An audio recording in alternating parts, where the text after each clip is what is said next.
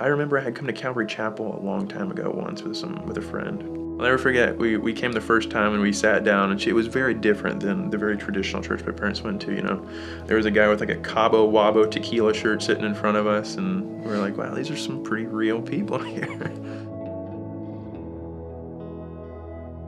I finally got back more in the mindset of, well, you've kind of been on this, you know, tangent for a really long time. I almost hear God saying, are you finally ready? You know, has it been enough for you? Has this been fun enough for you? So I really started to try to focus on that, trying to get closer, you know, within my walk.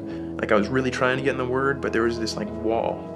There was just something that I just wasn't feeling, this like open communication with the Lord. But I kept hearing this message it seemed over and over for like a couple months, you know, how small that door in heaven is, and how many people that are out there that got to that door and it was not open for them. They kind of, you know, did all the things that had to do with being, you know, a Christian and whatnot, but never really given their heart to Jesus. I kept hearing that message, and it's starting to really like get on my mind, kind of drive me nuts. I was like, am I gonna be one of those people?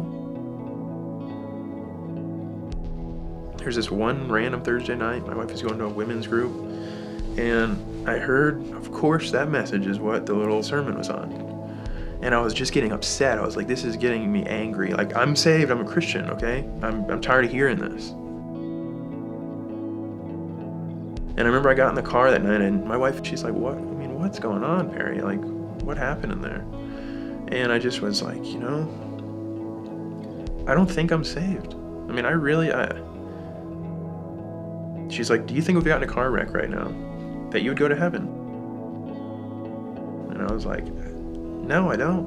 And she's like, you need to pull over right now. I mean, you need to make this happen. And I remember pulling over on the side of the road in front of that Welcome to St. Pete sign.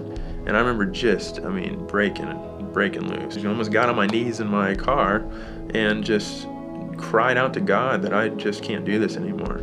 I need, you know, you in my life. I need you now. I need you really bad. I know I'm never going to be perfect. I'm never going to do enough for you, but I need you in my life, and I need you to rule it. And I finally got myself composed, you know, after a while.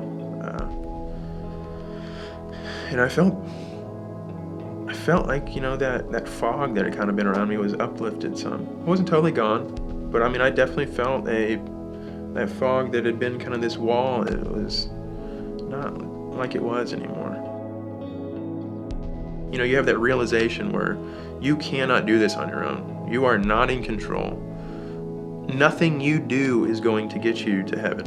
You know, it's something that's given to you. It's not something that you can just earn.